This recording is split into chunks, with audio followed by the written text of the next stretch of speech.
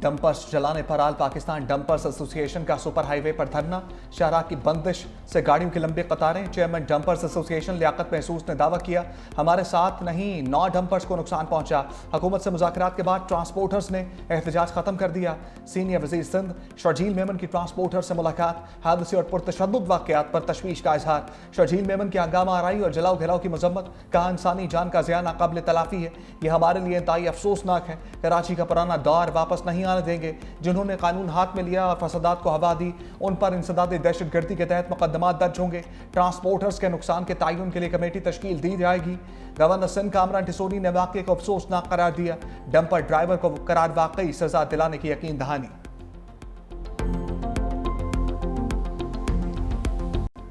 तूफान और सैलाब भी इल्म की शमा को नहीं बुझा सके। सैलाब से मुतासरा तालिब इल्म की मैट्रिक में पोजीशन। वज़ीर आज़म शहबाज शरीफ से मुलाकात। बलूचिस्तान के तालिब इल्म इकरामुल्लाह काकड़ ने रावलपिंडी बोर्ड में तीसरी पोजीशन हासिल की है। वज़ीर आज़म ने बलोच तालिब इल्म का वज़ीर आज़म हाउस में खैर मकदम किया। कहा, इकरामुल्लाह काकड़ का ख़ानदान सैलाब से शदीद मुतासिर था। 2022 में दौरा कला सैफुल्लाह के दौरान इकरामुल्लाह से इमदादी खैमे में मुलाकात हुई। गुज़िश्ता रोज़ जब खबर पड़ी तो बहुत फ़ख्र महसूस हुआ। तालिब इल्म इकरामुल्लाह ने वज़ीर आज़म से इज़हार तशक्कुर किया। वज़ीर आज़म ने कला सैफुल्लाह के दौरे पर इकरामुल्लाह के तालीमी खराजात उठाने का ऐलान किया था। इंतकामी कार्रवाइयों के बावजूद पाकिस्तान और आज़ादी की जंग आखिरी दम तक लड़ेंगे। वज़ीर आला खैबर पख्तूनख्वा यमीन गंडापुर का दो टोक मौक़िफ़। कहा, रजीम चेंज से हुकूमत गिराने के बाद पीटीआई हालत जंग में है। मुल्क में आईन कानून नाम की कोई चीज़ बाकी नहीं रही। अवामी नुमाइंदों को बिला वजह नाअहल करके हकूक छीने जा रहे हैं। कोहिस्तान स्कैंडल सूबे का नहीं बल्कि वफाक का मामला है। साबिक हुकूमतों की करप्शन को हमारे खिलाफ हथियार बनाया जा रहा है।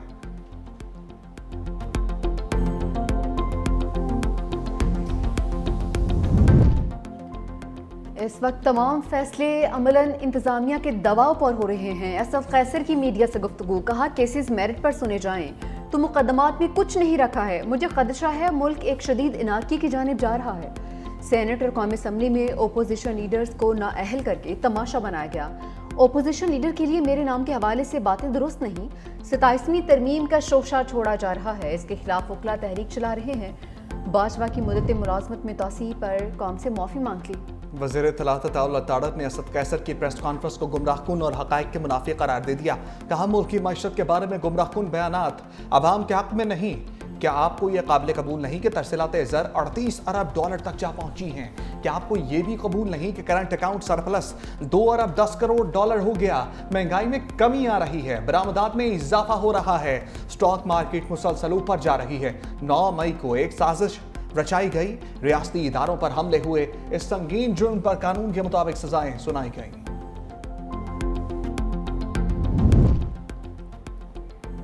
मोदी के बुरे दिन चलने लगे। सिफारती नाकामी के बाद अपोजिशन की जानिब से इंतखाबात में धांधली के संगीन इल्जामात। बीजेपी सरकार की मुश्किलात मजीद बढ़ गई। पाकिस्तान के साथ जंगबंदी और अमरीका से सिफारती सर्दमोहरी भी मोदी के लिए इम्तिहान बन गई। बैनुल-अक़वामी खबर एजेंसी रॉयटर्स ने मोदी के मौजूदा दौरे इक़्तिदार को मुश्किल तरीन वक्त करार दे दिया। आइंदा हफ्तों में चीन और रूस का दौरा मुतवक्के। भारतीय वज़ीर-ए-आज़म के लिए एक कड़ा इम्तिहान। बिहार के रियासती इंतखाबात में मुमकिन शिकस्त मोदी सरकार के ताबूत में आखिरी कील साबित हो सकती है। पाकिस्तान ने, पाकिस्तानी अफवाज ने, पाकिस्तानी फोर्सेस ने, पूरी कौम ने मिलकर भारत को इबरतनाक शिकस्त दी है। और उस इबरतनाक शिकस्त जो भारत को पूरी पाकिस्तानी कौम ने दी है, उसके आफ्टर इफेक्ट्स आज दिन तक भारत उस स्टेट ऑफ शॉक से नहीं निकल सकी है। कल उनका एक एयरफोर्स चीफ जो है पैदा हो गया अचानक कि जी हमने भी गिराए। उनके मुल्क में इतना उनके ऊपर लानताना हुआ, इतना उनको मोदी हुकूमत को, इंडियन आर्मी को, इंडियन एयरफोर्स को लोगों ने जिस तरह क्रिटिसाइज किया है भारत में बैठकर, भारतीयों ने अब अपनी फेस सेविंग के लिए कह रहे जी हमने ये भी कर दिया, हमने वो भी कर दिया। पाकिस्तान ने हालिया जंग में भारत को इबरतनाक शिकस्त दी। भारतीय चीफ का बयान फेस सेविंग की कोशिश है। सीनियर वज़ीर सिंध शर्जील मेमन की नेशनल स्टेडियम में मीडिया से गुफ्तगू। कहा, पाकिस्तान के हाथों शिकस्त के बाद भारतीय रहनुमा अपने अवाम को मुंह दिखाने के काबिल नहीं रहे। हम जश्न आज़ादी के साथ मार का हक की जीत की खुशी भी मना रहे हैं। 13 अगस्त को कराची के नेशनल स्टेडियम में ग्रैंड म्यूजिकल शो होगा। ये सिंध हुकूमत या पीपल्स पार्टी के नहीं, पाकिस्तान के प्रोग्राम्स हैं। शर्जील मेमन ने नेशनल स्टेडियम में यौम आज़ादी ग्रैंड म्यूजिकल शो के इंतजाम का भी जायजा लिया।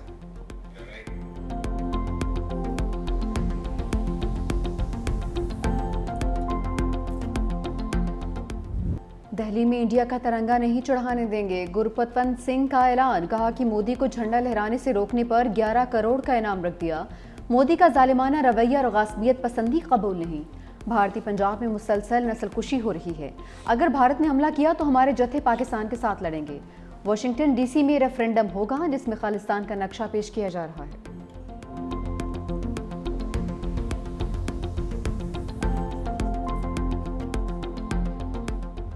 सखर में मार्के हक और यौम आज़ादी की रंगारंग तकरीब। सिंध हुकूमत का जिना म्यूनसिपल ग्राउंड में शानदार ग्रैंड म्यूजिक शो। राहत फ़तेह अली खान समेत दीगर फनकारों की शानदार परफॉर्मेंस। बिलाल सईद, आसिम अजहर, यंगस्टर्स, सनम मारवी ने भी आवाज़ का जादू जगाया। हाजरीन झूम झूम उठे। वज़ीर तवानाई नासिर हुसैन शाह की भी शिरकत। म्यूजिक शो देखने अवाम की बड़ी तादाद उमड़ आई। हैदराबाद में भी मार्के हक और यौम आज़ादी पर म्यूजिक शो। अली जफर ने आवाज़ का जादू जगाया। तेज रफ्तार डंपर ने बहन भाई को जिंदगी की दौड़ से बाहर कर दिया। राशिद मिन्हास रोड पर डंपर की टक्कर से होने वाले हादसे की फुटेज भी सामने आ गई। तेज रफ्तार डंपर मुतासरा मोटरसाइकिल सवार खानदान के अक़ब में आ रहा था। पहली टक्कर से मोटरसाइकिल पर बैठी महानूर सड़क पर गिरी। डंपर ने महानूर को कुचला और मोटरसाइकिल के साथ दोबारा से जा टकराया। डंपर मोटरसाइकिल सवार बाप और बेटे को भी रौंदता हुआ गुजर गया। दोनों बहन भाई जाँ बर नहीं हो सके। वालिद शदीद जख्मी हालत में ज़ेर इलाज। हादसे के बाद इलाका मैदान जंग बन गया। शहरियों का डंपर ड्राइवर पर तशद्दुद। डंपर पर पथराव। मुश्तल अफराद ने 7 डंपर्स को आग लगा दी। डंपर ड्राइवर जख्मी हालत में पुलिस के हवाले। फायर ब्रिगेड के अमले ने मौके पर पहुंचकर आग बुझा दी।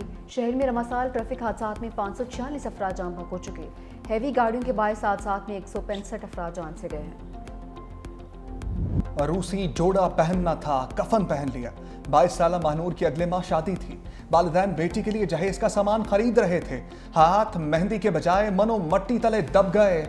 अफसोसनाक खबर घर पहुंचने पर कोहराम मच गया। एक लम्हे में सब ख्वाब बिखर गए। जख्मी वालिद को बच्चों की मौत की इत्तला नहीं दी गई। दोनों बहन भाई की नमाज जनाजा अदा। मुकामी कब्रिस्तान में इस्तपुर्द खाक। अमीर जमात इस्लामी हाफिज नईमुर रहमान समेत सियासी शख्सियात की भी शिरकत। हादसे का मुकदमा चचा की मुद्दत में दर्ज।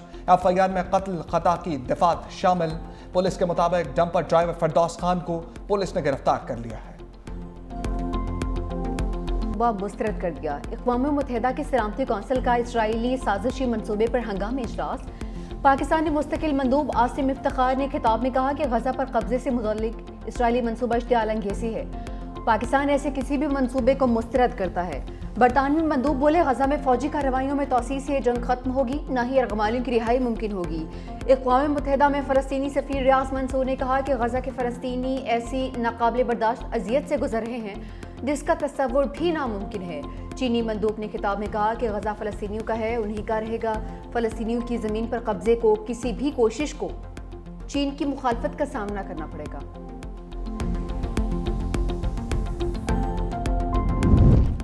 अमरीका एक बार फिर इसराइल की हमायत में अंधा हो गया। इसराइली मंसूबे पर तनकीद के बजाय सलामती कौंसिल के इजलास को ही अमन कोशिशों के लिए नुकसानदेह करार दे दिया। अमरीकी मंदूब ने कहा, यरगमालियों की रिहाई, जंग के खात्मे और फलस्तीनियों को हमास से आज़ाद कराने के लिए काम कर रहे हैं। इस तरह के इजलास उन कोशिशों को कमज़ोर करते हैं।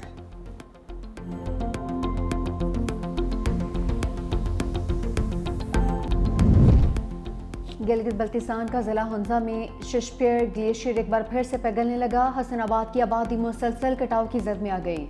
पानी के बड़े रैले से चीन को पाकिस्तान से मिलाने वाली मरकजी शाहराह कराक्रम का हिस्सा बह गया।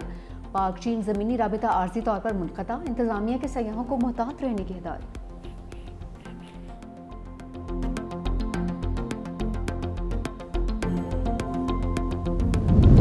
लाहौर में बादलों की गरज बरस, कहीं हल्की कहीं तेज बारिश। मौसम खुशगवार। गुजरांवाला में भी बादल बरस पड़े। गर्मी का जोर टूट गया। कोहाट में मूसलाधार बारिश, तेज हवाओं ने रंग जमा दिया। महकमे मौसमियात की 13 अगस्त से लाहौर में बारिशों के नए स्पेल की पेशगोई।